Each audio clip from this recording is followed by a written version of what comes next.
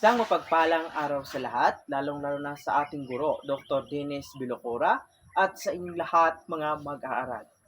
Bago na namang araw at bago na namang paksa ang ating tatalakayin.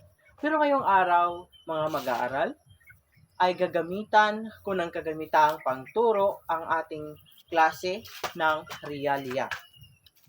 Ako si Ginoong Cyril S. Palomar, at ang bagong paksa na ating tatalakayin ngayon ay tungkol sa alamat ng kawayan. Pero bago natin simulan ang ating diskusyon ngayong araw, ay basahin ang layunin ng sabay-sabay. Magbilang ako ng 3 at basahin ng sabay-sabay. 1, 2, 3. Basahin. Ayan. Mga mag-aaral, ano ang kaagad ang naiisipan ninyo o pumasok sa inyong isipan kapag narinig ninyo ang alamat? Yes, Baniel? Karyaga? Maaari? Sorosa? Tama, si Sorosa.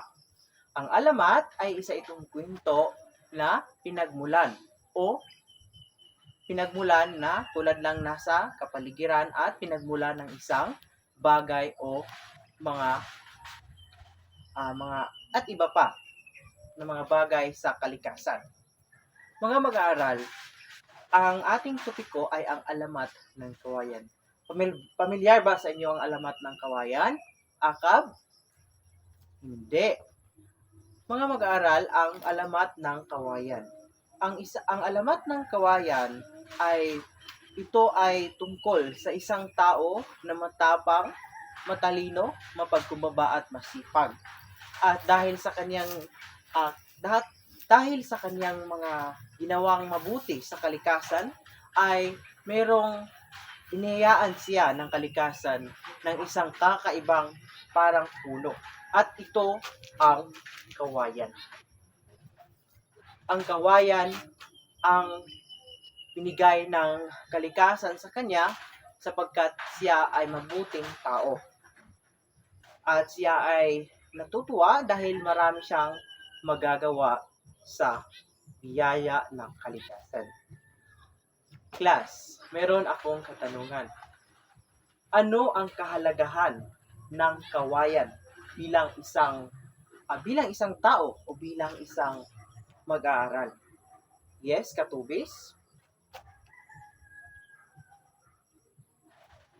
Tama. Binibining Inoferio, maaari mo bang ulitin ang sinabi ni Katubis? Yan. Talagang si Binibining Inoferio ay nakikinig sa ating talakayan sapagkat naulit at nasabi niya ang sinabi ni Katubis. Marami ang kahalagahan ng kawayan pero meron pa siyang ibinigay na isang halimbawa, ang paggawa ng bahay. Ngunit ano nga ba ang bahay na ang halimbawa ng bahay na ginawa gamit ang kawayan? Karyaga? Bahay kubo. Tama ba ang bahay kubo? Melon? Tama.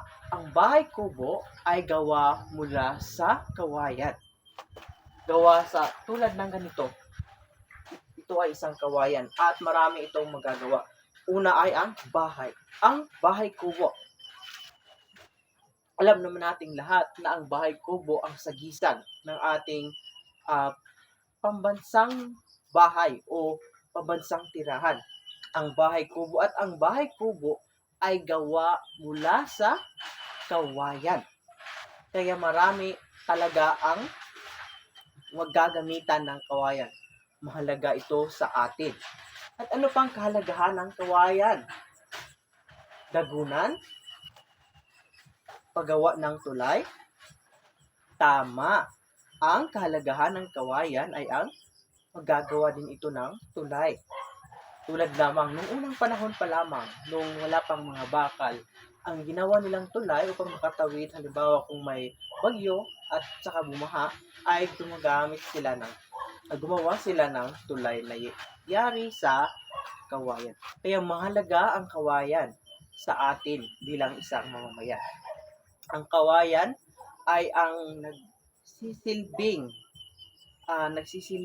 buhay pa rin kahit marami na ang mga panahon na ng kasalukuyan.